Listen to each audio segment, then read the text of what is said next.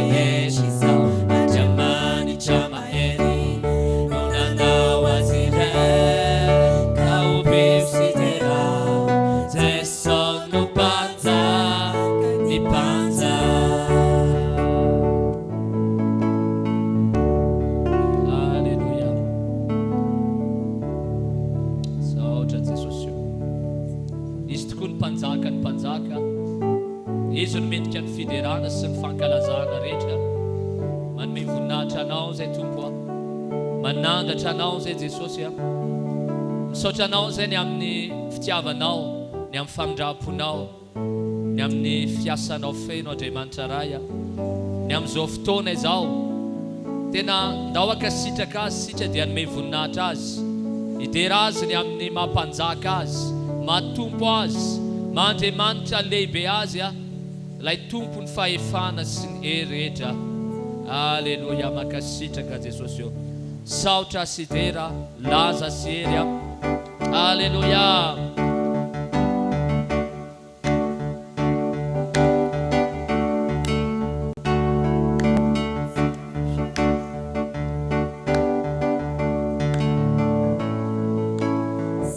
Saotra sy dera, laza sy hery, anao ray mandratizay. Nolotretra sy ny tontolo mionitreo anatrehanao. Saotra sy dera, laza sy hery, anao ray mandratizay.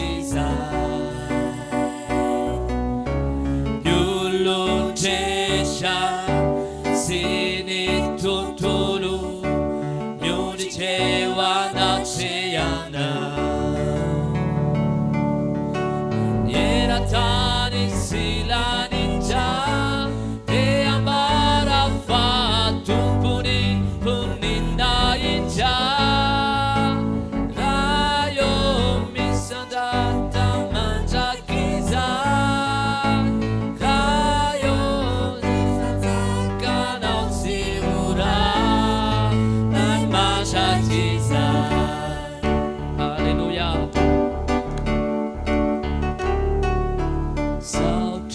Sidera, laza sy hery, anao ray mandrakizay. Ny olon-drehetra sy ny tontolo mionitreo anatrehanao. Eran-tany sy laninja dia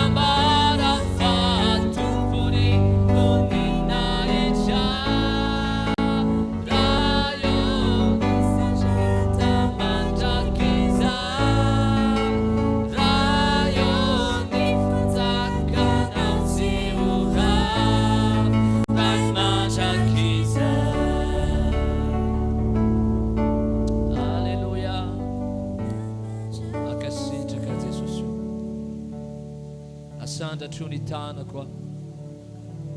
Dao hanome voninahitra azy androany dia satria izy ilay mpanjaka ny mpanjaka, izy ilay tompo ny tompo a, izy ilay mendrika ny fiderana sy ny fisaorana ary fankasitrahana rehetra. Dao nandratanana ho azy sika androany. Aleluia. Saotra Tompo. Aleluia. Sandatro ny tanako. Sandatro ny tanako, hoanao Jesosy, mpanjakako, ianao ilay mpanjakany foko.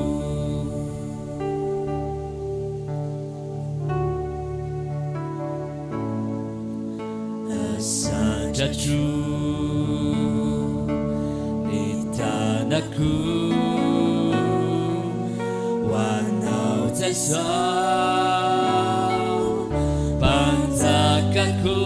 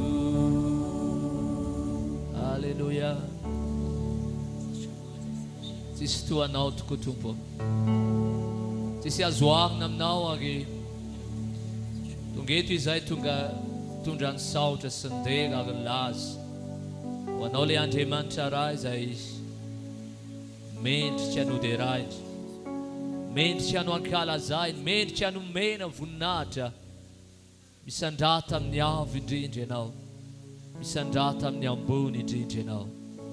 Alleluia. Saotra Jesosy io. Alleluia.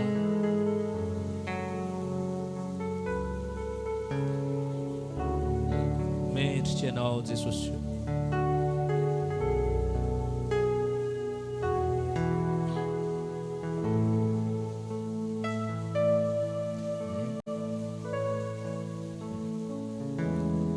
Mendrika ny terra Siniaza Asandratray ny tanànay ho anao maovoninahitra mendrika ny terra Siniaza Asandratray ny tanànay ho anao maovoninahitra Fatsaranao magazzarana se mitovy aminao sisy tohanao fa tsara anao magagatsara anao sisy mitovy aminao sisy tohanao raha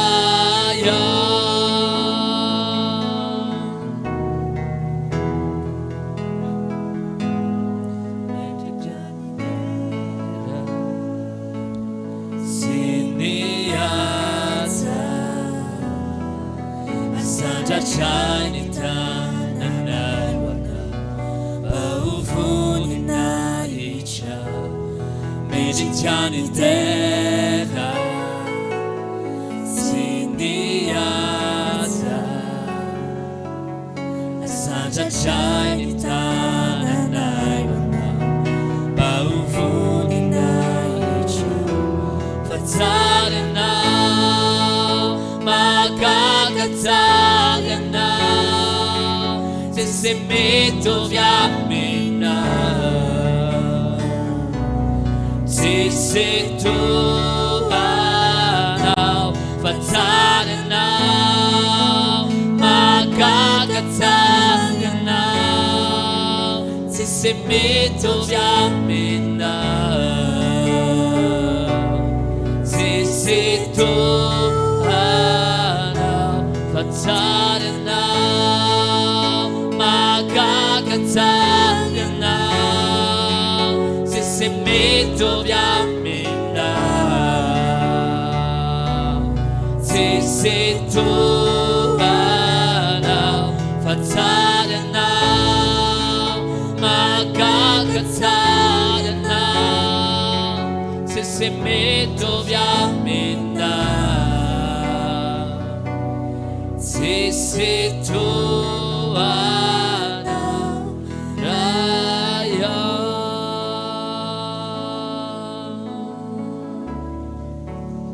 Hallelujah Oh hallelujah Inaitrao anao tompo Hallelujah Mankasitraka Jesosy Teranao zay ny amin'ny fahatsaranao ny amin'ny enao ny amin'ny Andriamanitra tsy tohanao iza no azo ahina aminao Jesosy Alleluia mankasitraka Tompo anao ny tera mandrakizay anao ny laza mandrakizay mipetratra eo ambony seza fiandrianana miankohaka aminao ny aminay rehetra amin'ity hariva ity miankohaka aminao ny momba anay rehetra Alleluia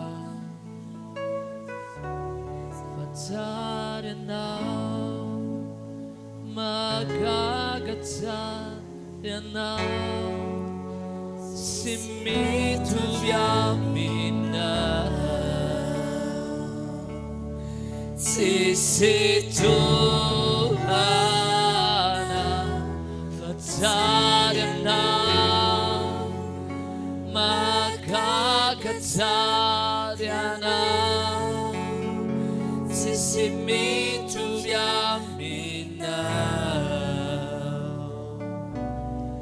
tsisy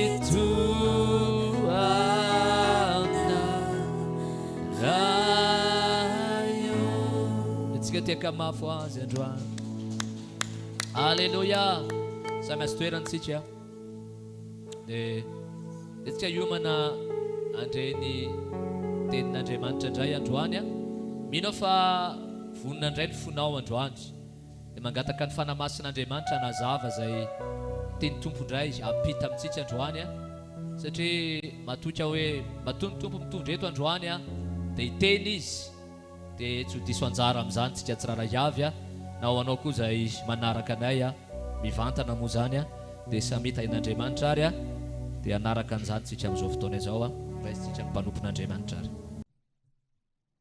Bonjour. Miarabantsika rehetra. Ça va ce matin? Ao tsara ve nareo amin'ity marain'ity e? Ao tsara ve nareo e? Ça va ce matin? Ao tsara. Okay? Everybody okay?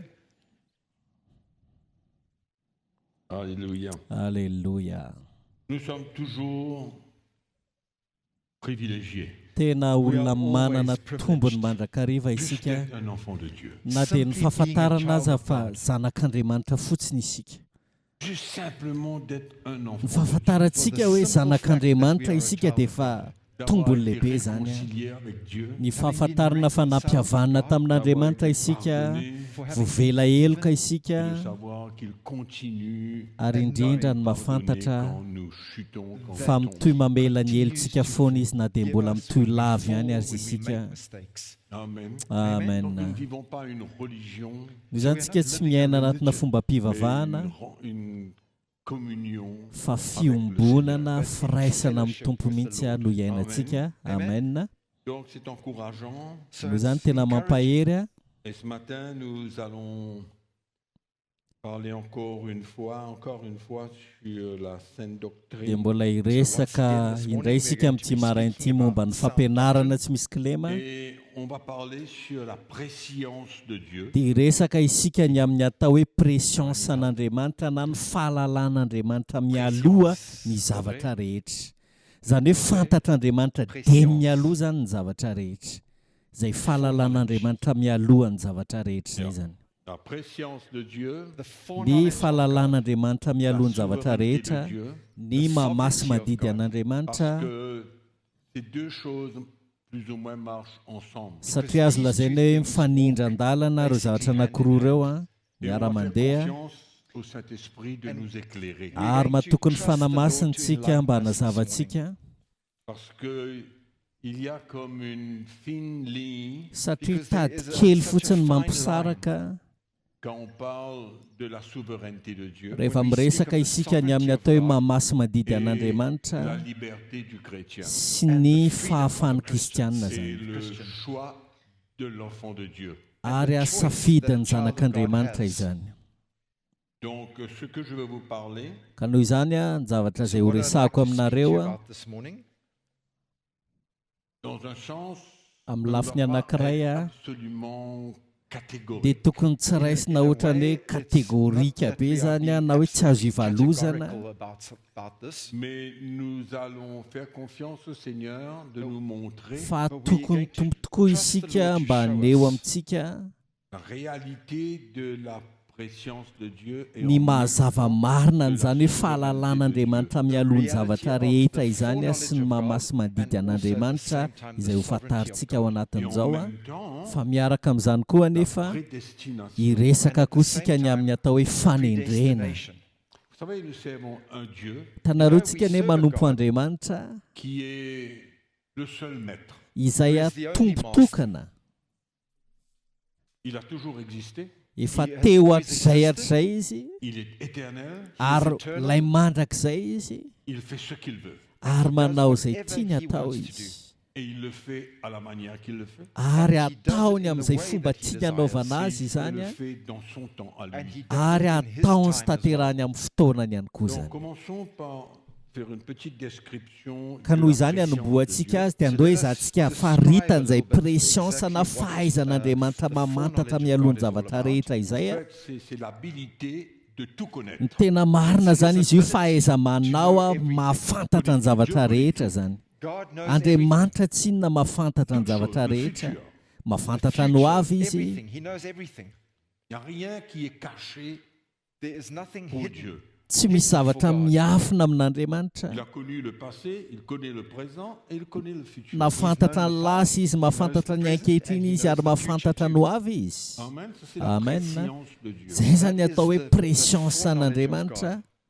Et bien sûr, quand on parle de la souveraineté de Dieu, Ary mazava ho azy fa rehefa miresaka ihany koa tsika ny mahamasy on madidy réalise an'Andriamanitra qu'il a toute autorité. dia fantatsika ihany koa fa manana ny fahefana amin'ny zavatra rehetra izy zany. Il décide de tout, Izy manapa-kevitra amin'ny zavatra rehetra, qui permet les choses. izy mamela ny zavatra rehetra Il est hitranga, en contrôle de tout. Ary izy no mifeny zavatra De rehetra. tout ce qu'il a créé. Zavatra rehetra izay noforon'ny tanany.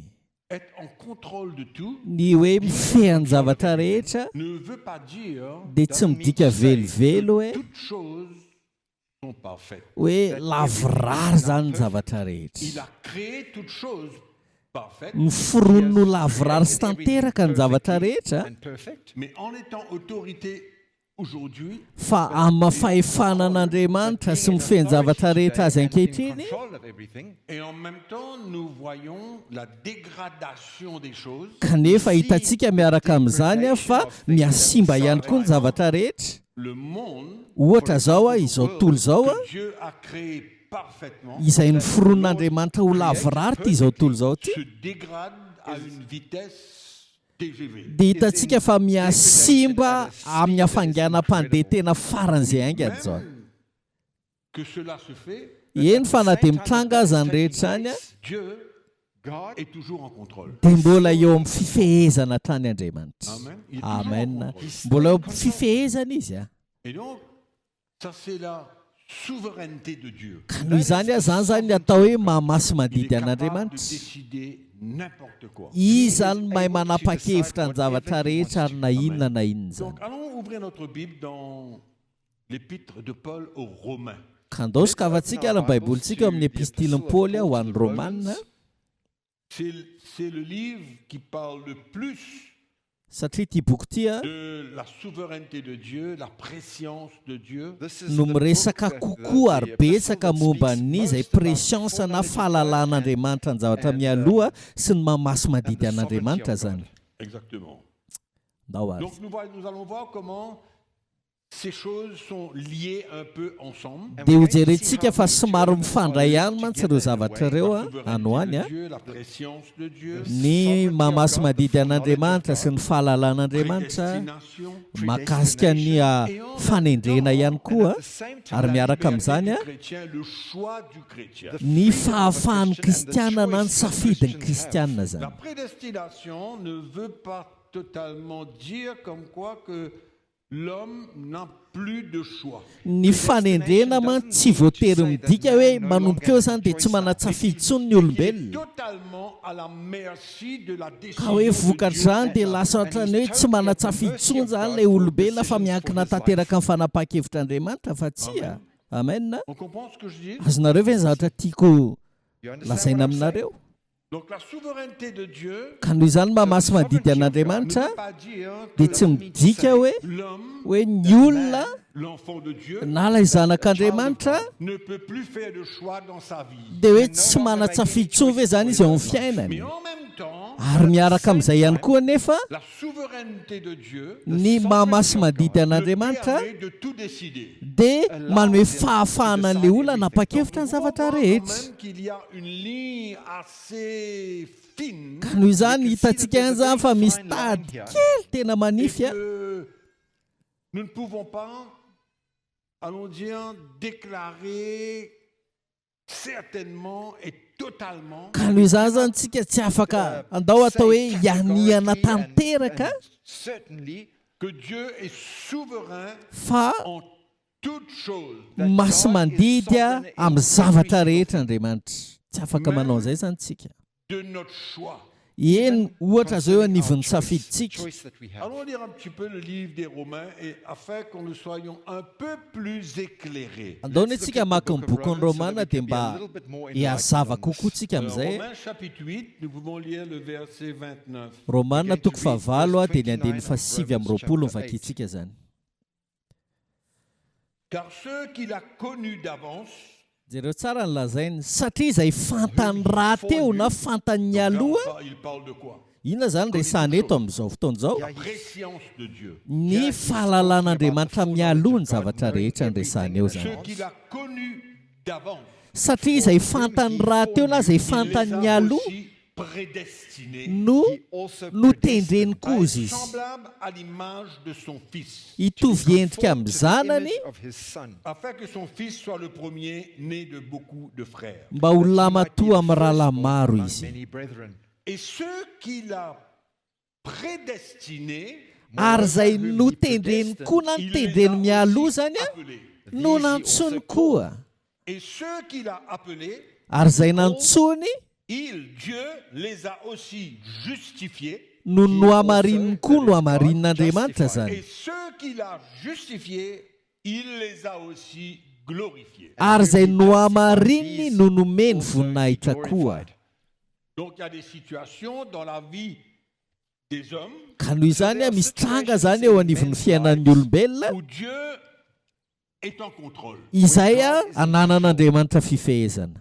Et je dirais que par exemple, Ary andray ohatra zany dans la vie de l'apôtre Paul, teo amin'ny fiainan'ny apôstôly Paoly, que Paul n'avait pas de choix.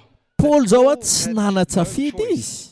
La Bible nous parle comment Dieu l'avait mis à part. Ny Baiboly zao dia miresaka fa natokan'Andriamanitra izy mialohan'ny naterahany.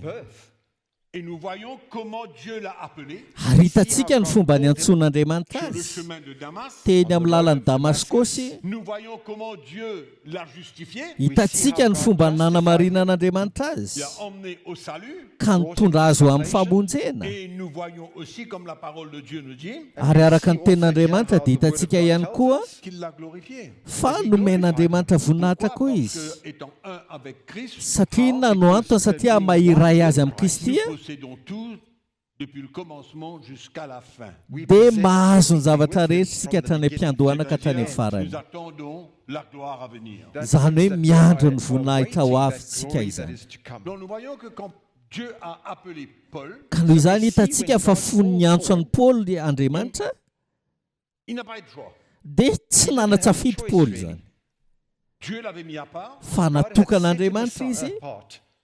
Et quand nous regardons un petit peu l'appel des disciples, les 12 disciples, Ary rehefa mijery ihany koa tsika ny fomba niantsonan'ireo apôstôly 12, mpianatra 12 izay tsy nafantatra ny tompo akory ireo, à qui il ressemblait, tsy nafantatra ny endrikendrika izy ireo, et quand il a passé sur le bord fa rehefa nandalo teny amoron-dranomasina ny tompo Jesosy et qu'il a vu Pierre et Jean, ka nahita amin'ny Petera sy Jaune il leur a izy dit suivez-moi. dia hozy izy hoe manaraha Ils ianareo. ont tout quitté à l'instant. Dia teo eo ihany dia nafony izy ireo ny zavatra rehetra ary nanaraka ny tompo tsy nametra-panontaniana dia nanaraka ny Jesosy Donc izy il ireo. y a évidemment Ka noho izany mahita isika mazava ho azy de beaucoup io anivon'ny fiainan'ny olona maro Many people qui ont été prédestinés who have par Dieu fa nisy ny fanendren'Andriamanitra pour zany obtenir le salut. teo anivon'izy ireny mba handraisan'izy ireo Et les a mis à famonjena part, les a appelés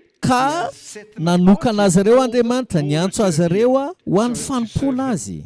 Je crois que c'est clair Everiko hoe mazava que dans, allons dire, la souveraineté de Dieu, fa ao anatin'ny mahamasy mandidy an'Andriamanitra dia izy no maneho safidy.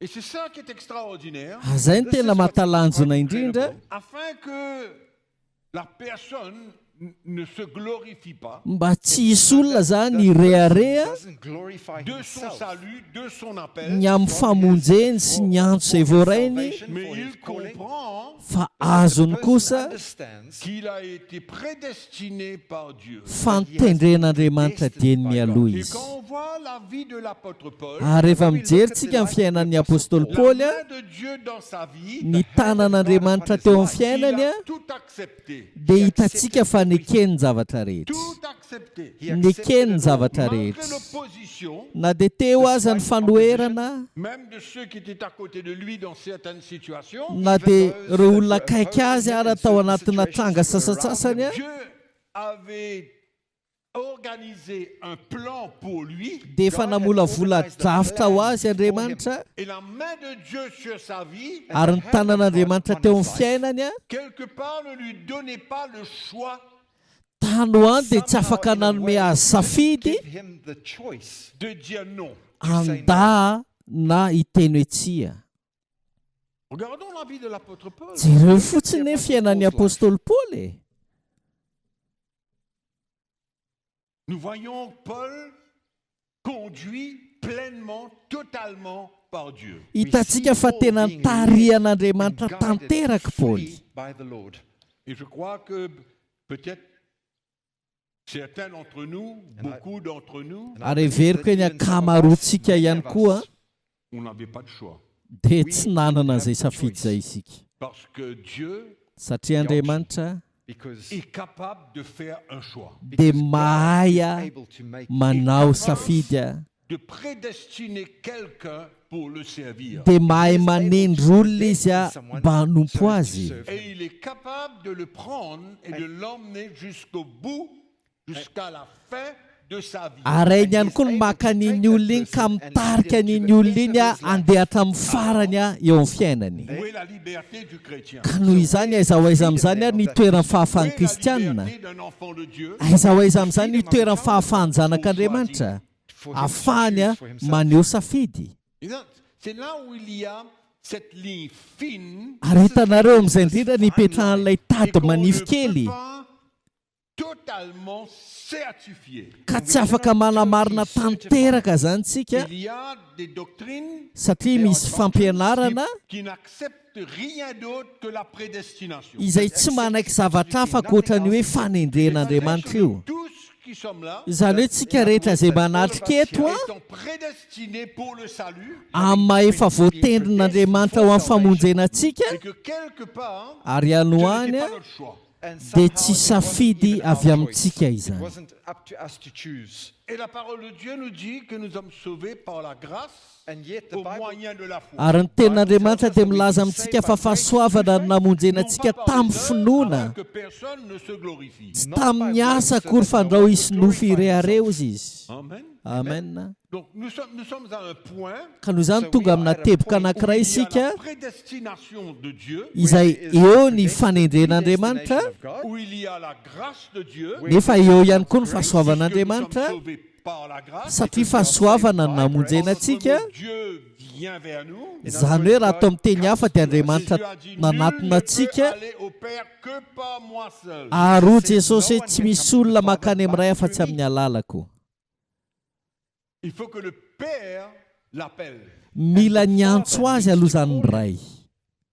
Donc, et en même temps, Kanefa miaraka amin'izany a le chrétien a un choix. dia nomena safidy ihany koa ny Quand kristianina. il est mis devant l'évangile, devant la parole de Dieu, Rehefa apetraka eo alohan'ny filazantsara sy ny ten'Andriamanitra izy a, ny zavatra vitan'i Jesosy ho azy il y a son choix. dia nefa eo anatrehan'izany a dia manana ny safidiny ihany koa izy handa na anaiky. or to reject what Mais is en même temps, Kanefa miaraka amin'izany a, quand quelqu'un entend la parole de Dieu, rehefa misy olona mareny tenin'Andriamanitra God. par la grâce que Dieu lui fait, noho ny fahasoavana izay asehoan'ny Tompo azy, d'entendre la parole de Dieu, ny amin'ny fandrenesan'ny tenin'Andriamanitra dia mahafantatra ihany izy anohany comme quoi que Dieu l'appelle, fa miantso azy ny on a la Tompo possibilité d'être sauvé. ary a manana fahafahana ny hovonjena Mais izy. la Bible nous dit que c'est au moyen de la foi. Fa nefa ny Baiboly dia milaza hoe amin'ny finoana ny Et ma hatateran'izany. question est, Ary zao aza ny fanontaniako, d'où est-ce que cette foi vient? avy aiza kay ny avian'iny finoana iny? Est-ce que quelqu'un peut produire la foi en lui? Misy olona ve mahay mamorona finoana amin'ny alalan'ny tenany manokana ao anatiny zany? Est-ce que quelqu'un peut produire la foi en lui? Misy olona ve mahay mamorona finoana ao anatiny? Ou cette foi doit venir de Dieu? Sa iny finoana iny tsy maintsy niainga avy any amin'Andriamanitra? Nous sommes sauvés par la grâce au moyen de la foi. We are Fahasoavana namonjenantsika tamin'ny finoana. Comment cette foi vient? Fa ahoana no ahatongavan'ilay finoana D'où avy? elle sort? Avy aiza ny avian'ilay Est-ce finoana? qu'on peut fabriquer cette foi nous-mêmes pour croire? Moa ve afaka foronitsika manokana iny finoana iny ahafahantsika mino? Ou alors, Sa ve? quand Dieu voit Rehefa hitan'Andriamanitra isika que nous allons accepter, fa anaika ao am-pontsika c'est zany, la foi. dia amin'ny fotoana iny nomeny antsika ny finoana ahafahantsika manaiky. Est-ce que c'est possible? Azo everina ve zany zavatra zany? D'accord? Ao ve? Donc il y a les deux choses qui sont vraies. Ka noho izany a samy marina zany izy roa ireo.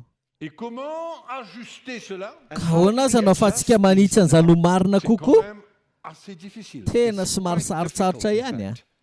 C'est pourquoi on ne peut pas être catégorique. Azay mahatonga antsika tsy tokony hoe kategorika tsika na tsy azo ivalozana, En plusieurs occasions. fa rehefa mamaky ny tenin'Andriamanitra imbetsaka isika, Aux Éphésiens, ohatra hoe Éphésiens chapitre 1er. ny boky 'ny Efesianina, jereo ny Efesianina toko voalohany e. Éphésiens chapitre 1er, verset 1. Éphésiens chapitre 1er, verset 1. Ny boky ny Efesianina, jereo ny Efesianina toko voalohany, Éphésiens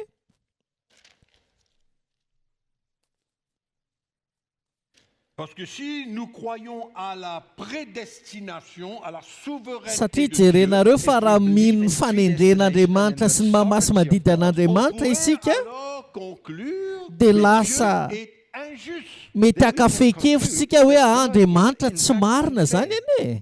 Parce que c'est lui qui le sauve, satria ity olona anankiray ity dia vonjen'andriamanitra mais il n'emmène aucune lumière et rien pour quelqu'un d'autre. fa tsy mba mitondra fahazavana ninina kosa izy ho an'ny olon-kafa. No light or anything else to this guy. Il a la grâce, Izy nomeny fahasoavana fa ty anankiray ity tsy omeny fahasoavana fa izy ny manome fahasoavana kay.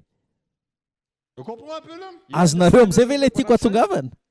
Comment c'est pour moi, personnellement, c'est très difficile Hitanareo tena na ho manokana aza tena sarotra d'utiliser les deux. ny mampisaraka an'ireo zavatra anankiroa ireo zany. Et simplement de croire que je suis sauvé parce que j'ai été totalement prédestiné par Dieu et que je n'ai pas pu faire rien d'autre que de croire. Mihevitra zany hoe matoa ny vonjena dia satria efa voatendrin'andriamanitra dia meloa ary tsisy ninina avy amiko fa nataoko fotsiny dia nino.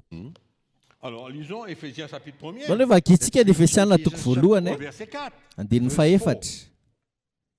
En lui, Dieu nous a élus avant la fondation du monde.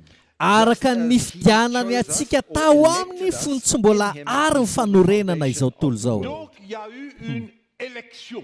Noho izany izy fifidianana zany tao. Il nous a élus avant la fondation du monde. Efa novidintsika fony tsy mbola ary ny fanorenana izao tontolo Quelqu'un izao. qui est élu, Zany hoe ny olona anankiray izay novidiana izany il est mis à part. dia olona natokana zany olona zany. Non? Sa tsy zany? Avant la fondation du monde. Mialohan'ny fanorenana izao tontolo izao. Pour que nous soyons saints et irréprochables devant lui. Verset 5, il nous a prédestinés dans son amour à être ses enfants d'adoption par Jésus-Christ.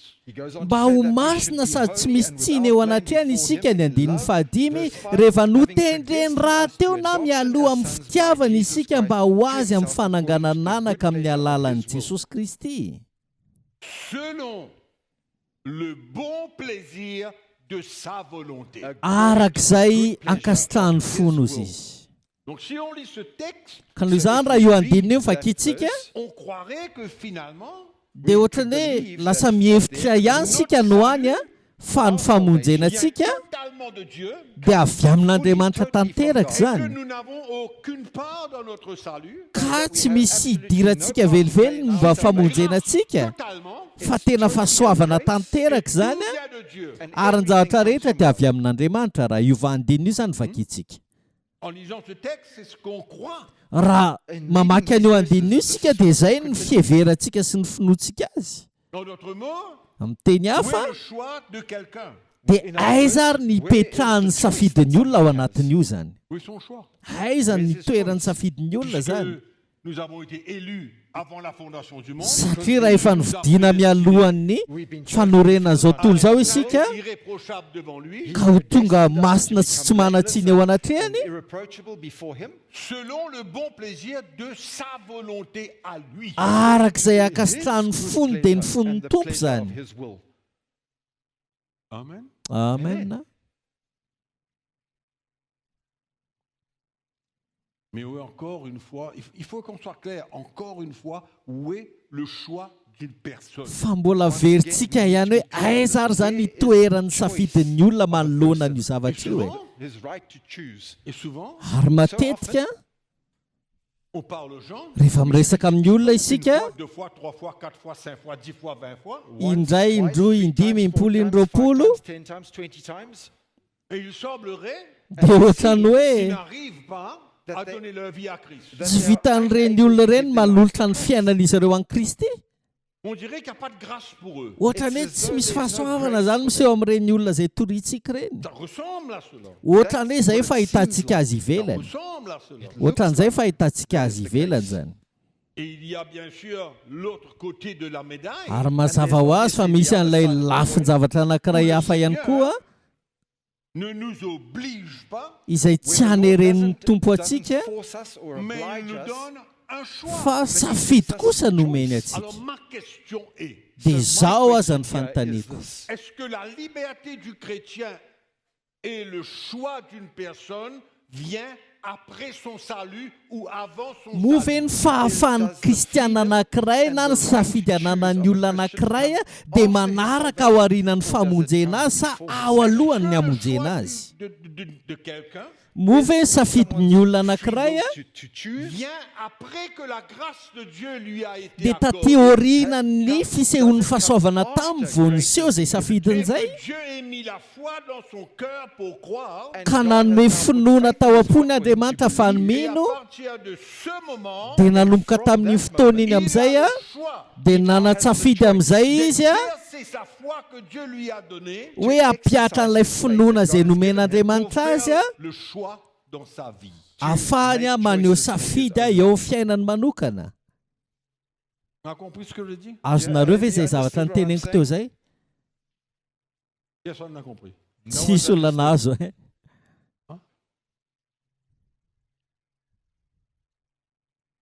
Est-ce une possibilité? azo heverina ve Est-ce une possibilité que le choix, la liberté vient après le mety azo salut? heverina ve zany hoe aty aoriana ny famonjena vao miseho a ny safidy sy ny fahafahana na ny liberté Ou zany alors, sa ve nous avons fait le choix d'être sauvés. sa ve isika mihitsy ny safidy aza te hovonjena ao Nous avons fait le choix d'être sauvés. Nous, moi za personnellement. manokana zany a naneo ny safidiko aho hoe aleoko aho hovonjena Nous avons écouté la nandre ny Bible filazantsara aho et on a choisi. dia ny safidy aho Écoutez, On a écouté l'évangile et on a choisi d'être sauvés. nare ny filazantsara dia ny safidy aho hovonjena made the choice to respond and to be saved. Qu'est-ce qu'on va croire? inona no inontsika What are we amin'izy going roa to zany believe? Moi je dis, za kosa zao ny hevitro a on quitte l'option miala amin'ilay safidy isika de croire les deux. dia mino azy roa Both. Comprends?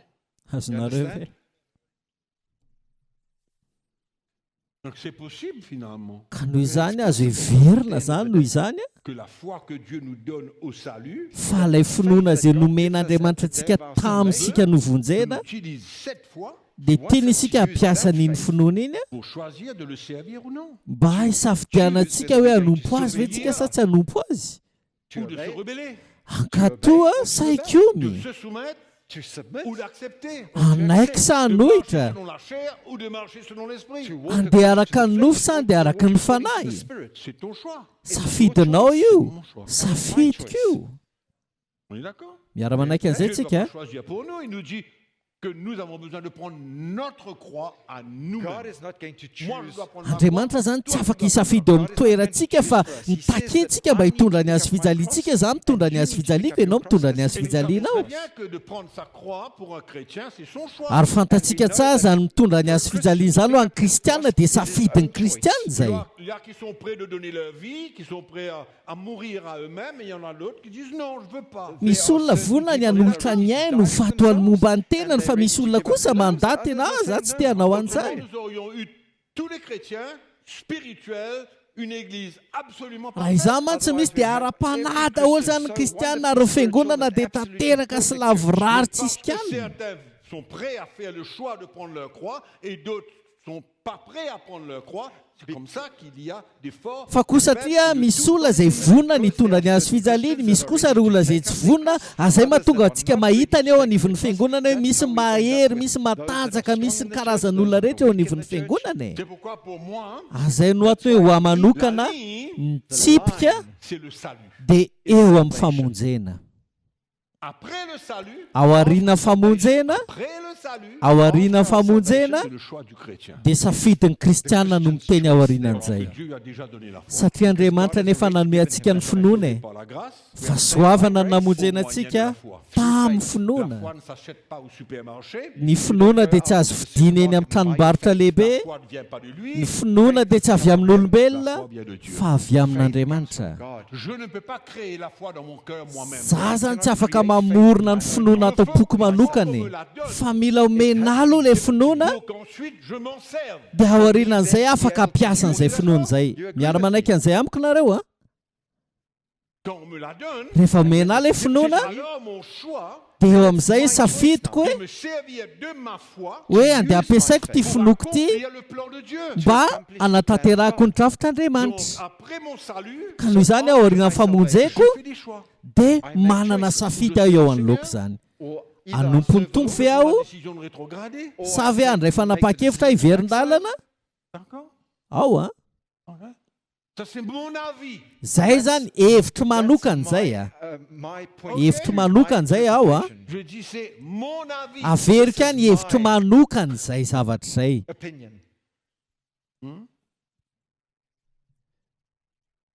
Donc, il y a la préscience de Dieu qui connaît tout. Ka noho izany a misy an'izay prescience na fahalalàn'Andriamanitra ny zavatra rehetra izay zany Mais la préscience de Dieu n'annule pas la souveraineté de Dieu. fa ny fahalalàn'Andriamanitra ny zavatra rehetra nefa dia tsy manaisitra velively ny mahamasy mandidy an'Andriamanitra Sovereignty zany. of God. Allons prendre un exemple. Ndao antsika indray ohatra anankiray L'appel d'Abraham. ohatra hoe ny antsoina ny Abrahama ohatra. L'alliance que Dieu a faite avec lui et la descendance d'Abraham. Ny fanekena izay ny fanaovan'Andriamanitra tamin'ny Abrahama sy ny taranany a Et qui a exclué le reste du monde. izay tsy natafitra an'izao tontolo izao a tao anatin'izay fanekena Le izay. reste du monde a choisi quelque chose? Moa ve ny safidy zavatra tao anatin'izany izao tontolo izao ampiny? La descendance d'Abraham a choisi d'être le peuple de Dieu? Na ihany koa ve ny safidy ho vahoaka an'Andriamanitra ve ny taranaki Abrahama rehetra? C'est le choix de Dieu d'établir un peuple et lui donner une nation. Sa ve safidin'Andriamanitra ny safidy vahoaka sy hanome azy tany na firenena anankiray? Le choix de Dieu. Tena safidin'Andriamanitra manokana izay zavatra izay. Sa tsy Yes zany? or no? Maintenant que Dieu sache à l'avance qu'il allait le faire, on est d'accord. Ka na dia fantatr'Andriamanitra aza fa ho ataony meloa izany zavatra zany, mino aho fa miara-manaiky amika ianareo a. Mais est-ce que Dieu a pris un risque? Fa moa ve nandray riska ihany Andriamanitra tanoany a hoe sao dia andaty Abraham ty Et que son plan s'arrête là même. ka lasa hijanona treo ny Et drafitr'Andriamanitra qu'il a choisi un autre. dia lasa hifidy olon-kafa indray Que izy. l'autre refuse aussi. Dia mety handay ihany koa ny olon-kafa izay Ou est-ce hovidiany. que ce plan a été déjà fait? Sa ve efa tena voavolavolan'Andriamanitra izay drafitra izay? Abraham inclus. Ka i Abrahama dia efa tafiditra tao anatiny Formation d'un peuple ny famoronana vahoaka ihany koa dia efa tafiditra tao anatin'izany a de toutes les autres nations. sy ny fandavana an'ireo firenena hafa ambiny rehetra mandra-piavin'i Donc, on parle Jesosy. que le plan de Dieu Ary zany no antony hoe ny drafitr'Andriamanitra a exclu toutes les nations. dia tsy nampidiriny aloha firenena hafa rehetra nandritra ny fotoana Mais il voafetra, avait dans son cœur fa izy kosa nefa dia efa nanana am-po toutes les nations. ny firenena hafa rehetra. Pourquoi que Jésus, Azany no antony natonga an'i Jesosy a Has come dia niainga Israël, avy amin'ny vahoaka ny pour le salut Israely de toutes les nations. ho an'ny famonjena ny firenena rehetra. Donc il y a eu un plan très spécifique, très clair. Ka noho izany izy drafitra manokana sy miavaka ary Et ça mazava, parle de la souveraineté de Dieu. ary zany zavatra zany dia miresaka ny amin'ny mahamasy mandidy an'Andriamanitra ny fiandriana an'Andriamanitra. C'est clair ou non? Mazava aminareo ve izay sa ahoana e? Dieu étant souverain, Ka noho izany amin'ny mahamasy mandidy an'Andriamanitra a choisi dia nifidy a lehilahy anankiray izy a une nation mba hametrany firenena anankiray a appartient izay azy io firenena io a appartient toujours. ary mbola azy mandrakizay. Amen. Amen. Ça c'est la souveraineté de Dieu. Zany zany atao hoe fiandriana an'Andriamanitra ny On mahamasy peut mandidy mentionner dans an'Andriamanitra. la Bible plusieurs choses Dia encore. mbola afaka manona zavatra maro hafa ihany koa tsika zay hita ao anatin'ny Le rejet Baiboly a. d'Ismaël, the Ohatra rejection of amin'izany hoe Israel nandavana ny Ismaela is sy ny nifidianana and any the choice Isaka. of Isaac. Amen. The choosing Amen. of Le Isaac. rejet d'Ismaël, le choix d'Isaac. Nandavana ny Ismaela fa nifidianana ny Isaka kosa. And the acceptance of Isaac. Il a aimé Jacob, il a haï Ésaü. Tian'i Jakob izy a fa nankahalany Esau kosa. Son choix. Safidin'Andriamanitra zany rehetra zany e. Dieu n'est pas injuste. Andriamanitra zany tsy hoe tsy marina akory, Il a dit que tout ce que fa za kosa nefa tonga ilaza fa zay rehetra ataon'Andriamanitra ao anatin'ny mahamasy mandidy azy, zavatra zay anapahany hevitra par son amour. dia tsy han'ny fitiavany avokoa. Amen. si ce que Dieu décide n'est pas motivé par son amour, il serait injuste. raha ohatra ka tsetsehan'ny fitiavan'andriamanitra ao anatin'ny fanapahan-keviny a dia azo lazaina fa andriamanitra tsy marina izy God zany. would be unjust, Et c'est là unfair. où nous, les hommes, nous avons besoin de nous humilier et réaliser qu'on ne comprend ary io pas. indrindra mila anetrentsika olombelona teny eo anatrehan'andriamanitra ka tonga sainantsika fa tsy matakatra ny zavatra rehetra Mais isika on accepte tout. fa mila manaiky ny zavatra rehetra kosa. On ne comprend pas tout. We don't Tsy matakatra ny understand zavatra it, we rehetra don't isika Tout. fa mila manaiky ny zavatra rehetra kosa. Amen. Amen. On accepte tout. Il y a des choses qu'on we ne comprend accept pas. it. Mila manaiky ny zavatra rehetra isika misy zavatra tsy Things we takatsika just e. don't understand. L'apôtre Paul parle de l'élection. Ny apôstôly Paoly a dia miresaka ny amin'ny fifidianana ny Israely, fifidianana ny Israely. Israel. Israel, the elect. Et on voit ça partout dans la parole de Dieu. Hitantsika n'aiza n'aiza Throughout the ao word of anatin'ny God, we see ten'Andriamanitra that zany God hitantsika fa Andriamanitra a fait des choix lui-même. dia naneho ny safidiny Et manokana il n'a izy. pas donné l'occasion à certains de refuser. Ary tsy nanome fahafahana ho an'ny hafa ary izy andavan'izy ireo. to refuse. De la même manière Mitovy amin'izany koa no hoe qu'il peut décider que cet homme ne va pas refuser. afaka manapa-kevitra Andriamanitra hoe anty olo ty tsy afaka Et en niandaha. même temps, pas en même temps, dans un autre temps, Kanefa miaraka amin'izany ihany ao anatin'ny fotoana hafa dia vitany ihany koa manamafy ny fon'olona hafa. Et on voit ça dans la parole de Dieu. Hitantsika ao anatin'ny ten'Andriamanitra ny zavatra ohatr'izany. Il endurcit lui-même le cœur de l'homme. Amafisiny a ny fon'olombelona. Amen. Amen. Et il décide Dia izy no manapa-kevitra que cet homme fa ity olo ty va le servir. dia hanompo azy. Serve him.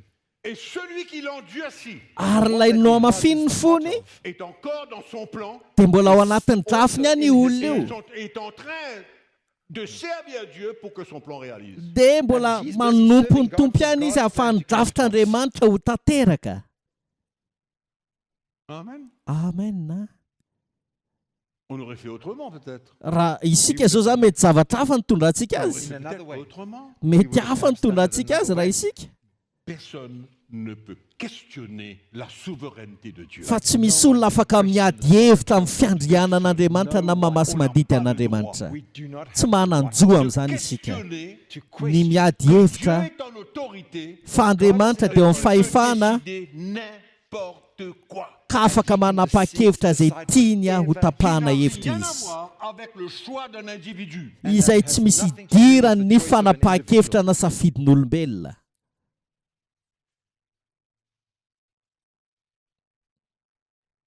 Amen.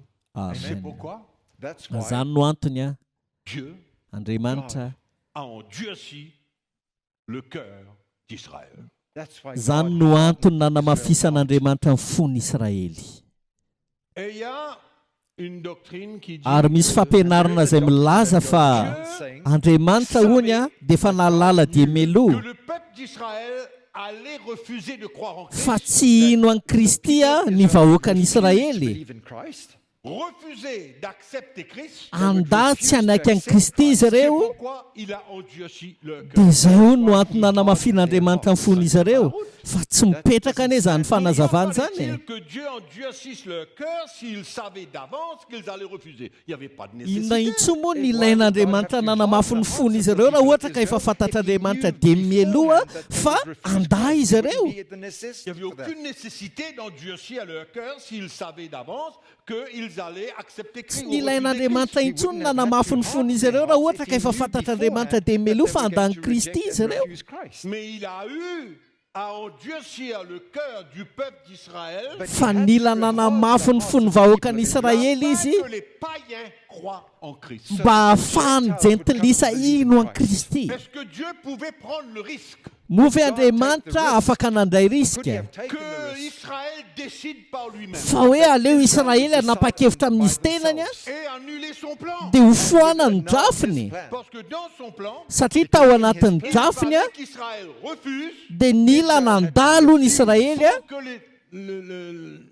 les païens acceptent. ary a nila nanaiky ny jentilisa. Amen. Amen. Amen. Donc on peut voir la souveraineté de Dieu. Ka noho izany mahita ny mahamasy mandidy an'Andriamanitra tsika ao En même temps, anatin'izany. la préscience de Dieu. Fa ihany koa mahita ny fahalalàn'Andriamanitra isika. Connaît tout. Izay mahafantatra ny zavatra rehetra, mahafantatra ny zavatra rehetra. Amen. Amen. C'est extraordinaire. Tena mahatalanjo zany a. Romains chapitre 9. Romanina Romans toko chapter fasivy. 9.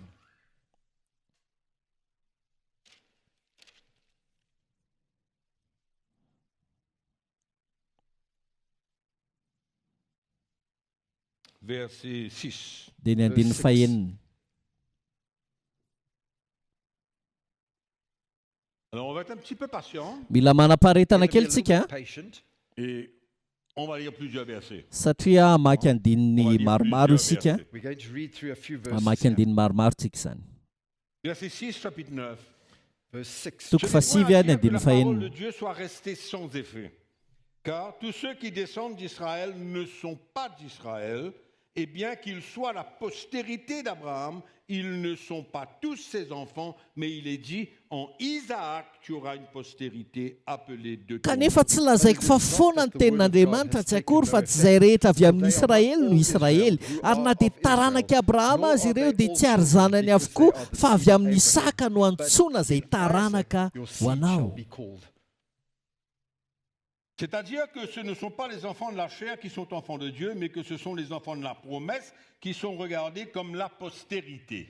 That is, Zany hoe those tsy who ny are zanaky ny children nofo ny of flesh, zanak'Andriamanitra these fa are ny not the zanaky ny children teny of God. fikasana The no children isaina of ho the promise are taranaka. counted as the seed. Voici en effet la parole de la promesse. Fa izao ny filazan'ny teny Je fikasana. reviendrai à cette même époque et Sarah aura un fils, Isaac. Raha avy ny taona toy izao dia ho avy aho ary hanana zazalahy Sara.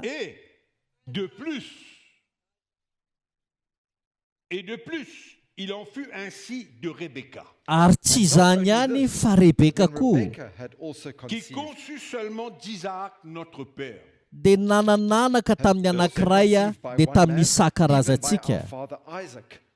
Car les enfants n'étaient pas encore nés et ils n'avaient fait ni bien ni mal, afin que le dessein d'élection de Dieu subsiste sans dépendre des œuvres.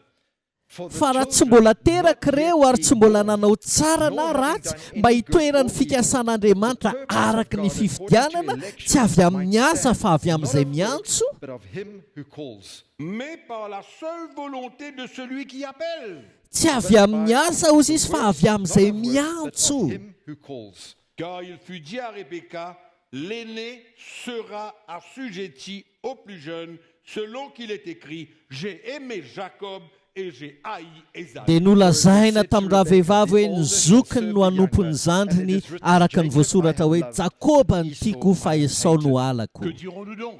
Ahoana ary nolazaintsika? Le verset 11, verset 14, que Dimy dirons-nous faefatra donc ambin'ny alors? folo. What, in verse Ahoana ary 14 it says, nolazaintsika? what shall we say then? Y a-t-il en Dieu de l'injustice? Misy tsy fahamarinana avy amin'Andriamanitra? Loin de là. Sanatra izany. Car il dit à Moïse, Fa hoy izy tamin'ny Mosesy, je ferai miséricorde à qui je fais miséricorde et j'aurai compassion de qui j'ai compassion. izaho hiantra izay hiantrako ary hamindra fo amin'izay hamindrako fo.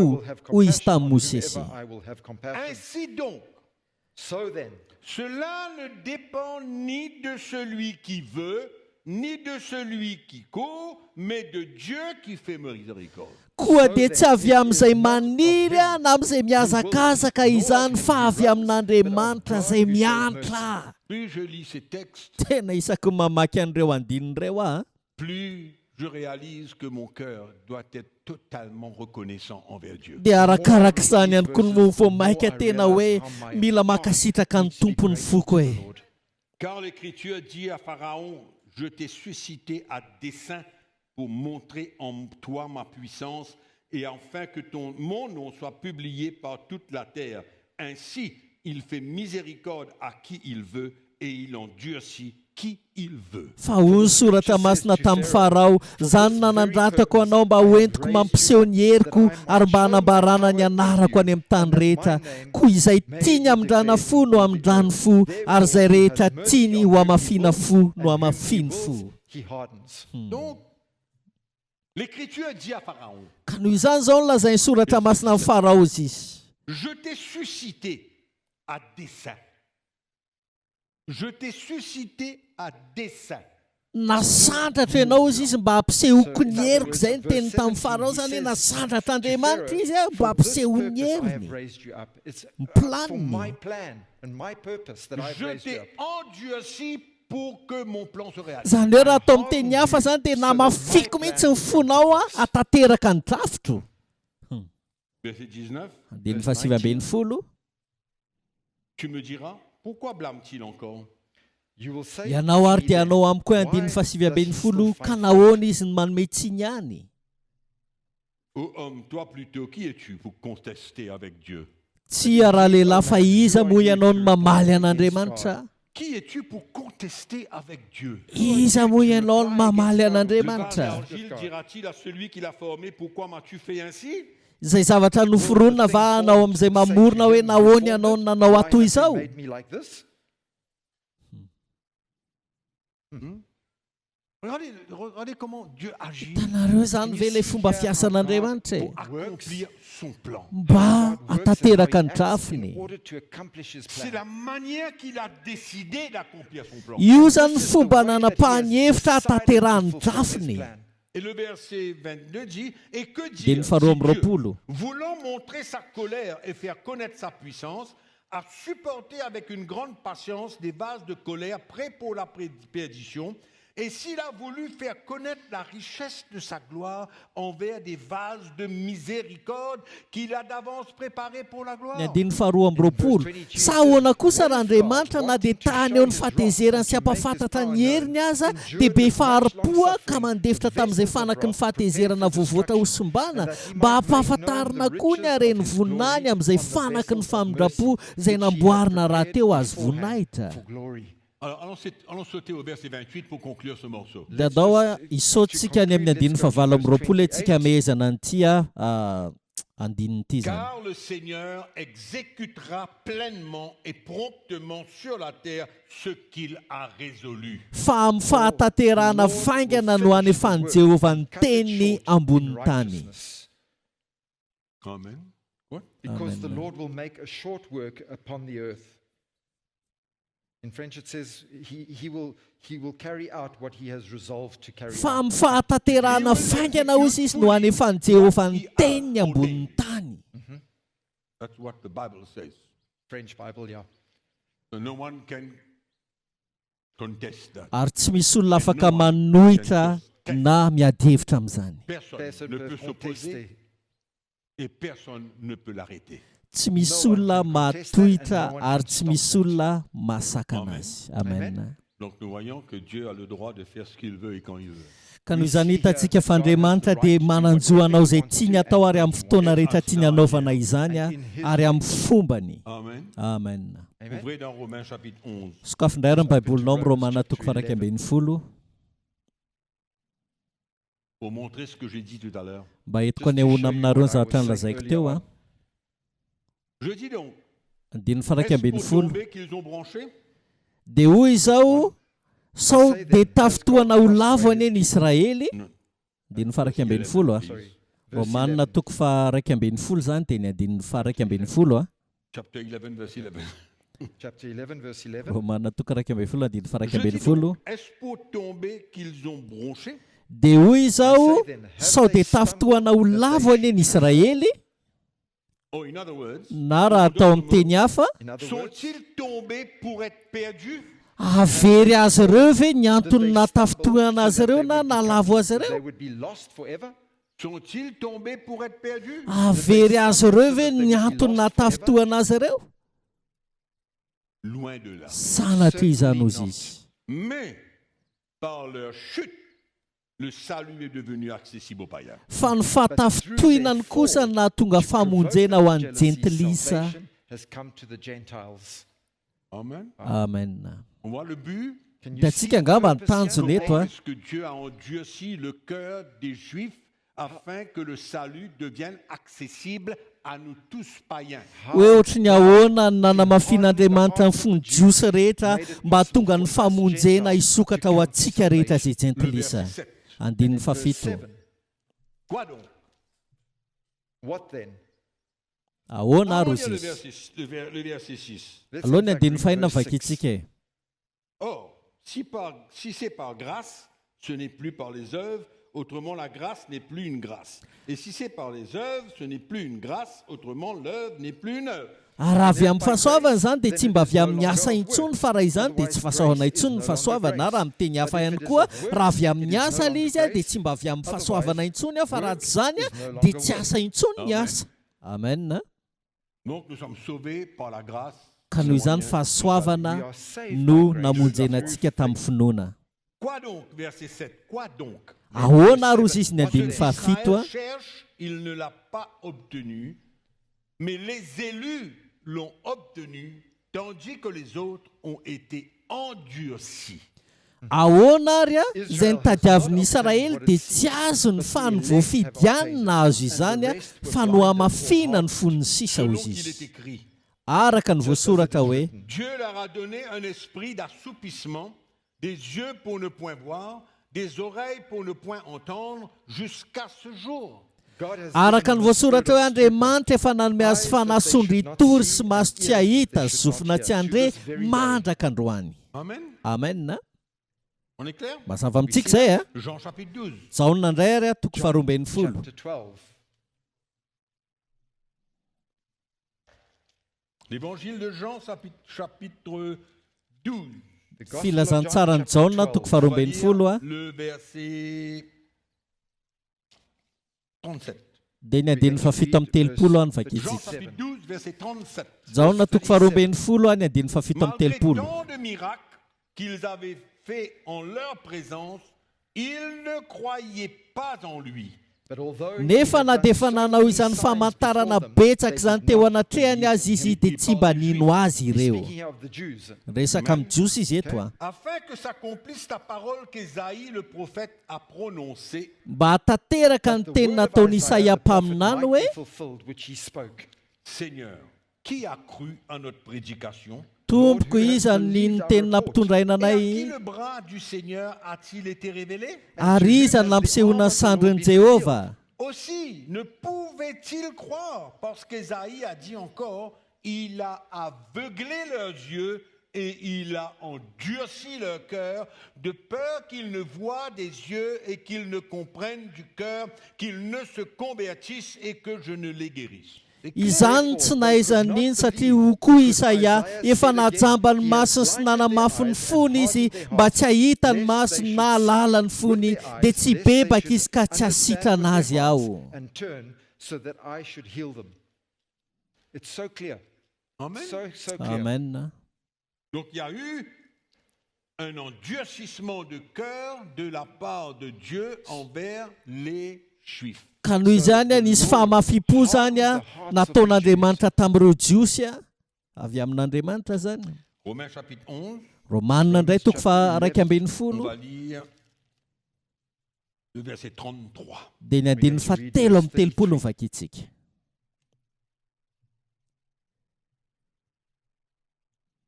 Ô profondeur de la richesse, de la sagesse et de la science de Dieu, que ses jugements sont insondables et ses voies incompréhensibles. Oh, the depth of Endreny the alali riches, ny both aren'Andriamanitra of sy the ny wisdom and fahendreny knowledge ary ho of God. fahalalany God searchable ny on fitsarany his tsy judgments hitalany and his ary ny ways lalany past tsy azo finding out. fantarina.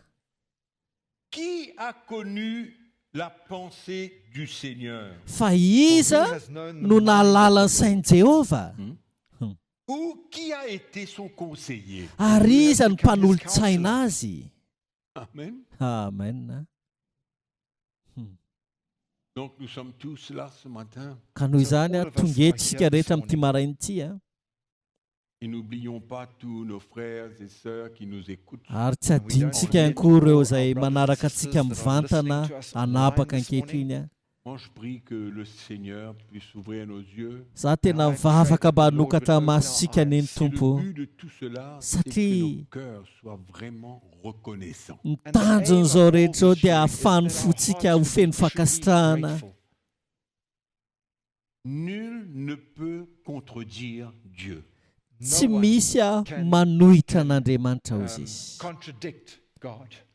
Avec l'argile, il fait ce qu'il veut. Fa manao izay tiany atao amin'ny tany manga izy. Amen. Amen. Il fait ce qu'il veut et personne ne peut le contredire et personne ne peut contester sa sagesse. Manao izay tiany atao izy ary tsy misy afaka miady hevitra na manohitra ny sitrapony. Amen. Amen. Donc quand on parle de la préscience de Dieu, Ka noho izany rehefa miresaka ny prescience an'Andriamanitra isika na ny fahalalàn'Andriamanitra izay manambara fa mahafantatra ny zavatra rehetra Andriamanitra fa nefa ao la anatin'izany a souveraineté de Dieu qu'on doit prendre en compte. dia mitoetra ihany koa ny mahamasy mandidy an'Andriamanitra izay mila omentsika lanja Et ihany koa izay. que l'homme Ary ny olombelona n'a pas tout le contrôle de sa vie. dia tsy manana fifehezana zato isan-jato ny fiainany Et il ne peut pas dire ary tsy afaka miteny izy qu'il peut tout décider. fa afaka manapa-kevitra amin'ny zavatra rehetra. Il est clair dans la parole de Dieu Mazava loatra ao anatin'ny qu'il y tenin'Andriamanitra en a beaucoup fa maro ny olona qui ont été appelés par Dieu, izay nantsoan'Andriamanitra, choisis par Dieu, vidian'Andriamanitra, prédestinés par Dieu, notendren'Andriamanitra, dont Dieu avait le contrôle total sur leur vie. izay nananan'Andriamanitra fifehezana tanteraka amin'ny fiainan'izy ireo. Paul avait besoin d'accomplir dans sa vie un plan qui lui était réservé. I Paoly a dia nila nanatanteraka teo amin'ny fiainany a drafitra izay natokana ho azy manokana. Paul était-il un robot Midika ve zany fa robot zany Paoly contrôlé par izay Dieu? fehezan'Andriamanitra? Non. Tsia, Mais Dieu lui avait donné un cœur fa nomen'Andriamanitra fo kosa izy a et l'avait permis izay nahatonga azy d'accepter, ho afaka anaiky de prendre ce chemin, handray an'izay de lalan'izay le servir de tout son cœur. ka hanompony ny tompo amin'ny La fony volonté de manontolo Dieu a s'accomplisse à travers sa vie. ka ahafahany sitrapon'Andriamanitra tanteraka amin'ny alalan'ny fiainany. Ary aza dinontsika mihitsy a fa i Paoly izy tena no Je suis nilaza ce que je suis par la grâce de Dieu. fa matoa toy izao izy izy teny noho ny fahasoavan'Andriamanitra. Ary atao amin'ny teny hafa zany a dia tsy avy amin'ny tenany manokana no ny fidiny zavatra rehetra hatrany am-boalohany a mandra-pahatonga tany amin'ny farany fa teo ampelantanan'ny tompon'ny fiainany a. Amen. Donc là, il y a la préscience de Dieu. Ka noho izany ahitantsika eto a ny fahalalàn'Andriamanitra izay mahafantatra ny zavatra rehetra. Mais pas parce que Dieu connaît tout, Fa tsy hoe mahafantatra ny zavatra rehetra akory qu'il Andriamanitra ne peut pas faire ce qu'il veut. dia izany no hanaka anazy a tsy hanao izay tiany atao. Amin'ny teny hafa, En d'autres mots, raha atao amin'ny teny hafa, il ne peut pas tout le temps et toujours laisser un homme ou une femme décider pour dia elle. misy fotoana zany Andriamanitra tsy mamela ny olona anankiray hanapa-kevitra ho an'ny tenany manokana na lehilahy izy na vehivavy a. Dans certains Fa izay zavatra izay zany a ao anatin'ny tranga vitsivitsy fa amin'ny ankamaroan'ny tranga misy kosa est libre de prendre toute décision pour lui. dia malalaka ny kristianina indray fanapa-kevitra ho an'ny tenany manokana, Il est libre de choisir manatsafidy izy ce a qu'il va faire dans sa vie. hoe inona no ataony amin'ny fiainany. Kanefa Il y a aussi des cas misy ihany koa nefa tranga où Dieu ne va pas laisser quelqu'un aller jusqu'au bout de ce que lui il veut, de ce que la izay personne tsy hamelan'Andriamanitra velively a anaovan'ny olona anankiray ny sitrapony hatramin'ny fara. Misy fotoana zany Andriamanitra tsy mamela an'izany. Et si Dieu a la main sur quelqu'un, Ary raha ohatra ka eo an-tanan'Andriamanitra ny fiainan'ny olona anankiray ka hananan'Andriamanitra drafitra ny fiainan'ny il olona io ne le permettra pas dia tsy hamelan'io olona io izy a, que cet homme fasse son choix totalement. tsy havelany aneo ny safidiny tanteraka io olona io Et qu'il fera de sorte ka ataony ny fomba rehetra qu'il saisisse le cœur de cet individu izay kasihana ny fony olona io et a, qu'il le fasse faire ce que Dieu a voulu ka qu'il fasse. tonga ny olona io a anao ilay tian'Andriamanitra ho tanterahany olona io. Je dis bien, Averika any a, pas dans tous les cas, tsy amin'ny tranga rehetra akory Sauf certains cas. But in amin'ny certain- tranga in sasatsasany a certain amin'ny cases, olona sasany amin'ny tranga sasatsasany Je suis ce que je suis par la grâce de Dieu. matotoy izao a dia noho ny fahasoavan'andriamanitra amen Je termine faranako a pour vous parler de mon témoignage. mba iresako aminareo any amin'ny fijoroana vavolombeloko manokana zany fijoroana vavolombeloko manokana Je sais I know fantatro a que depuis très jeune, fa that tamin'ny from a very fatanorako a young age, malgré que j'étais religieux dans na une dia religion, nandeha tamin'ny fomba mpivavahana ary a na dia tao anatina fomba mpivavahana ary a hatramin'ny fatanorako zany a mais en étant dans une religion, kanefa na dia tao anatin'ny fomba mpivavahana ary cela aho ne a m'empêchait pas de faire ce que je voulais. dia tsy nalakana velively anao izay tiako atao zany Parce que dans cette religion, satria tao anatin'io fomba mpivavahana io a on veut, dia afaka manao izay tianao atao we are ianao able to do mais whatever un we want jour to. par an, fa indray isa-taona on confesse nos péchés dia mila miaiky ny helika ianao a et Dieu enlève tout. dia fafan'andriamanitra ny helika ao rehetra zany Ça c'était selon la religion. zay zany a fony ao tany fomba mpivavahana Grandi, fa rehefa ny lehibe amin'izay ao a j'ai fait face à la vie. dia niatrika ny fiainanao Il y avait une crainte dans mon cœur. nisy tahotra amin'izay tonga tao Il am-poko y avait une certaine crainte dans mon cœur. nisy tahotra zany tonga tao am-poko a Une certaine peur de faire ce que je voulais dans ma vie. nisy atahotra zany ohatry ny hoe tsy afaka hanao izay tiako atao loatra intsony amin'ny fiainako a J'ai fait tout parfaitement, loin de là. tsy hoe izay zavatra rehetra nataoko akory dia hoe lavorary a Mais il tsy y a avait quand même une crainte dans mon fa cœur. tanoany dia nisy tahotra tao anatin'ny foko In my heart. Et avant de connaître le Seigneur, ary ny alohan'ny namatarako an'ny il y tompo a a des choses qui se sont passées dans ma vie dia nisy zavatra nitranga teo amin'ny fiainako et dont je porte encore des traces. izay a hitondra takaitra mandraka ankehitriny a Quand je regarde à ma main, rehefa mijery ny tanako a je vois ohatra qu'il y a un doigt qui ne ferme pas complètement suite dia à un misy accident. ratsan-tanako anankiray a tsy mikombona tsara intsony vokatry ny accident izay nahazo ahy a Normalement, j'aurais pas dû sortir de là juste avec un doigt cassé. izay raha ny tena tokony ho izy a raha nivoaka tao anatin'izay accident zay a tsy tokony hoe ny ratsan-tanako fotsiny zany no tapaka sy tsy afaka nikombona raha ny tena tokony ho Et à izy cette zany a époque-là, fa tamin'izany vanim-potoana zany a tsy haiko inona no une antony a chose aussi simple que ça, une métacarpe là, tsy fantatra hoe zavatra tsotra be ohatr' zany ve zany hoe tapaka ratsan-tanany ils zany n'ont a même pas pu mettre ça droit.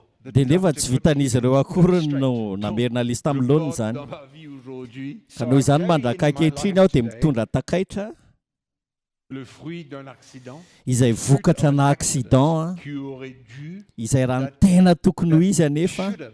se terminer dans une catastrophe. tena hoe zava-doza ny tokony efaran'izay accident zay Je zany conduisais une voiture satria nitondra fiara namily fiara tamin'izay a d'une manière ou d'une autre. satria tanoany a Another.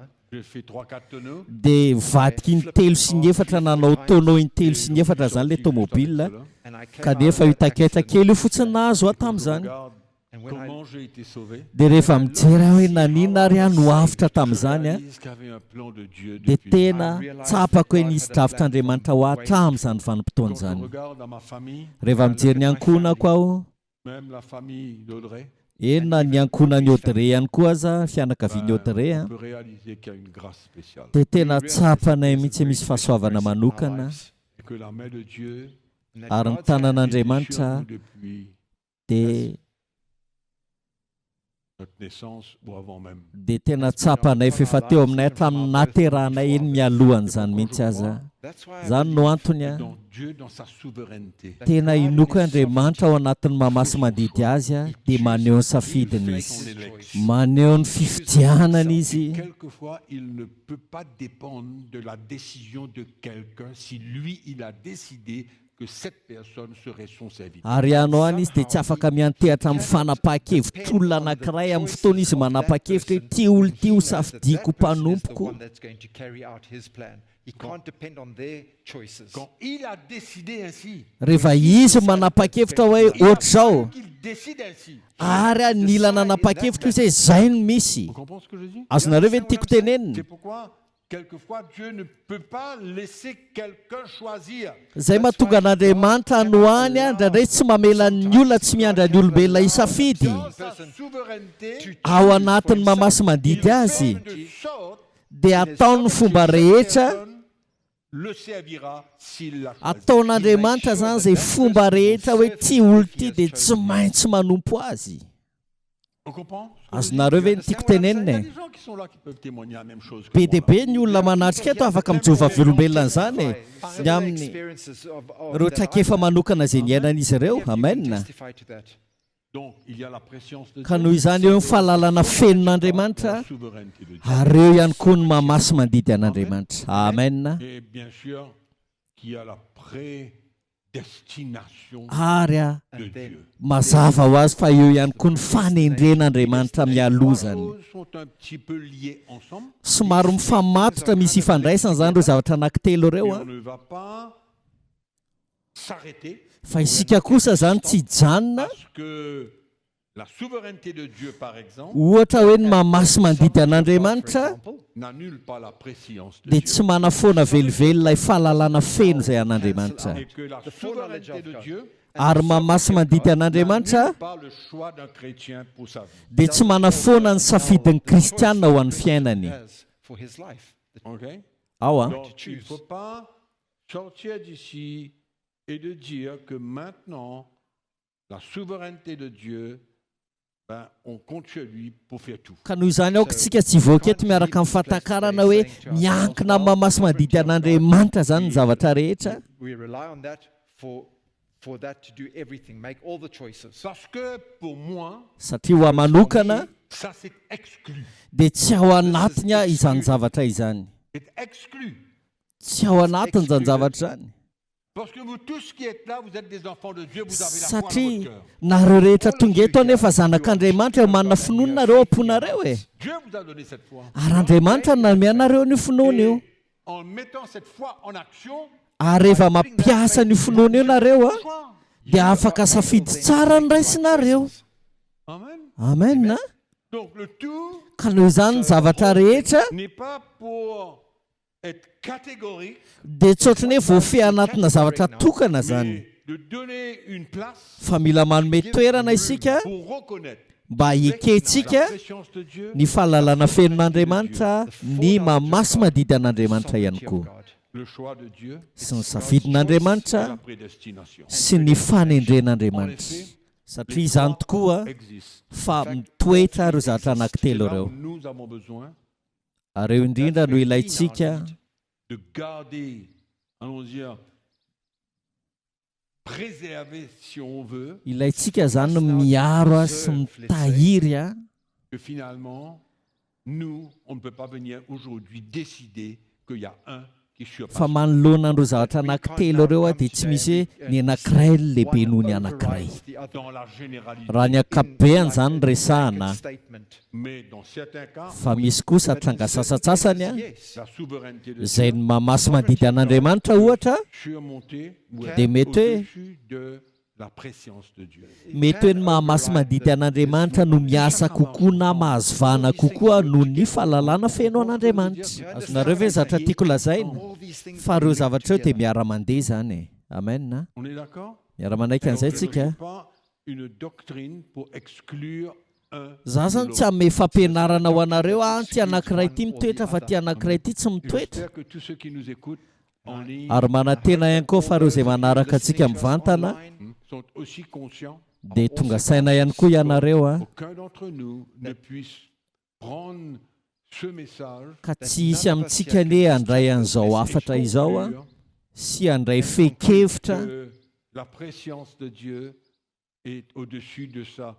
fa hoe ny fahalalana fenon'Andriamanitra ho no maka toerana ambony kokoa noho ny mahamasy mandidy Il n'y azy, a pas de place pour que Dieu prédestine quelque chose. na ihany koa tsy misy toerana ahafan'Andriamanitra manendry zavatra dia mialoha, na ihany koa hoe tsy vitan'Andriamanitra ny manendry ny zavatra rehetra dia mialoha, On comprend fa mila azontsika la préscience de Dieu, fa ny fahalalana fenon'Andriamanitra, ny mahamasy mandidy an'Andriamanitra prédestination. izay arahan'ny fanendren'Andriamanitra, On arrive à manœuvrer au milieu de we are tout dia cela. mihina fa haitsika ny mandanja lanja sy mahafantatra hoe aiza ho aiza ny fiasan'izany rehetrarehetra zany eo amin'ny fiainantsika ka hiteny amin'ny tompontsika hoe tompo tsy mahatakatra ny zavatra rehetra tokoa aho fa kosa te hatakatra aho ary te hanaiky aho fa ianao ilay mahalala ny zavatra rehetra Souverain, tu peux tout décider. ary ianao dia masy mandidy afaka manapa-kevitra amin'ny zavatra rehetra Quelqu'un à part, ary raha misy olona tianao atokana apart, dia safidanao zany prendre depuis sa naissance jusqu'à raha sa tia mort. hisafidy olona ianao hatrany amin'ny fahaterany marapatonga hatrany amin'ny fahafatesany dia safidinao zany Amen. amen On est d'accord? miara-manaiky an'izay tsika Allez, allons se lever. andao ary tsika hiaraka hitsangana androany dia misaotra antsika rehetra nanaraka an'izay tenin'Andriamanitra izay hatramin'ny farany a dia manantena hoe mamelona ny fanantenantsika ao amin'ny tompo a sy mamporisika antsika mampahery antsika marimarina kokoa hoe aizao marina kay ty lalana miaraka amin'ny tompo ity amen tsy mandeha anjambany isika tsy mandeha anjambany isika fa rehefa me mazava amintsika ny tenin'Andriamanitra dia lasa misy tsy forsena tsy noho ny lalàna fa misy te handeha araka ny toe-panaraka an'Andriamanitra tsotro zao fotsiny ao anatin'ny fotsika amen zareo mandika an'ireo teny ireo dia tena ohatrany hoe misy fiainana tiany tompo hivoaka ho azy ao anatin'ny fotsika lasa tsy mangalatra ho azy isika lasa misy fakasitrahana ho azy any am-potsika araka ilay tenin'Andriamanitra teo hoe nofidiana isika notendrena isika notendren'Andriamanitra ny prédestination an'Andriamanitra ny fanendren'Andriamanitra dia mialoha mahatonga fakasitrahana ho am-potsika zany amen ary tsy takatra ny saina tsy azotsika fidiam-bola sy arena izany dotsika araka hitsangana androany a dia ny apetraky ny tompo ao anatin'ny foko a ndongamantsika hisaotra an'Andriamanitra saotra an'Andriamanitra tsika satria isan'izay nofidian'Andriamanitra Jesosy misaotra anao zahay tsy rehare tokoa Andriamanitra ary fantatra hoe mbola maro nofidianao ao aoriana kely ao eny any anatin'ny fahorim-be azy dia mbola isy olona izay ino anao Andriamanitra fa izahay kosa tompo aty amin'ny vaninandro ny fahasoavana dia tena feno fakasitrahana anao aty anaty lalon'ny fonay satria notendrenao izahay ary amin'izany fanendrenao mialoha zany Andriamanitra tao anatin'ny prescience anao tao anatin'ny fahalalana feninao ary tao anatin'ny mahamasy mandidy anao nanendrenao anay tsiraray avy tsy fantatra hoe inona no antony ary tsy rehare ihany koa izahay araka ny teninao hoe tao anatin'ny prescience anao tao anatin'ny mahamasy mandidy anao tao anatin'ny souveraineté anao no nifidianana olona anankiray Andriamanitra miazo n'ilay olona tao dia ny makasitraka tompo makasitraka ny amin'ny fiainana izay omenao anay tsiraray avy nomenao anay izany tolotsaina izany ny revelenao anay izany teny zany nambaranao anay izany teninao zany androany Jesosy mba tonga ny fisaoranay hiabetsaka hatrany hatrany tompo ao anatin'izao fiainanay makristianina izao makasitraka anao zay tompo halleluja saotra betsaka anao Jesosy ny amin'ny zavatra rehetra halleluja halleluja ndao irayntsika hoe ho anao ny saotra eram-po ho anao ry iray masino halleluja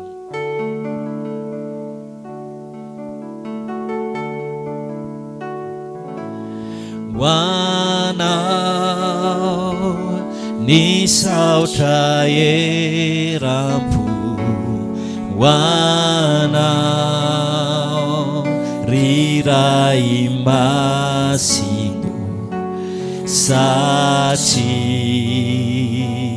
nomenao anay Jesosy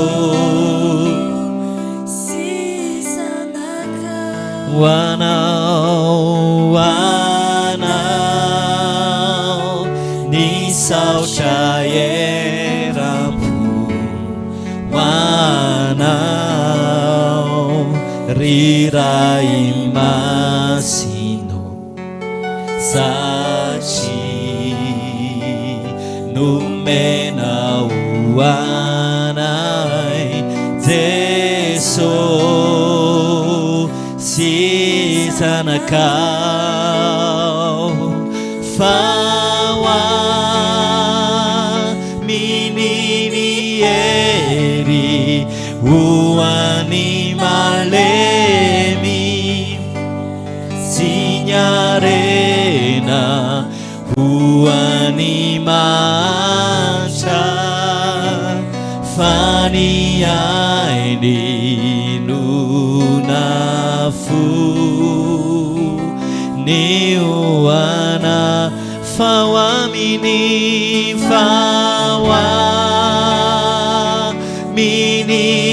hery hoany malemy sy nyarena hoany mantra fa ny ainy nonafo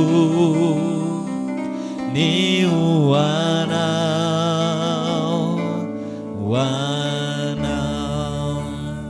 misaotra Jesosy makasitraka anao amin'ny zavatra rehetra izay Jesosy alleluia dia apetraka aminao sahady tompo ny loha hevitra manaraka izay ho azavainao amin'ny fiangonana sy ho an'ireo rehetra izay manaraka an'izao fampianarana tsy misy kilema izao alleluia misaotra tompo amen alleluia dia misaotra antsika tsiraray avy nanaraka ho anareo izay manaraka nay mivantana matoky amin'ny fanarana nay mivantana tena considérenay ianareo ary manateny izahay fa tena tahiny tompo ianareo ao anatiny ny fanarana an'izao fampianarana tsy misy kilema izao dia amin'ny heriny any ito izao indray ny fotoanantsika amin'ny ora mahazatra eto amin'ity page Facebook ity na ny YouTube izany samy tahiny tompo daholo tsika tsiraray avy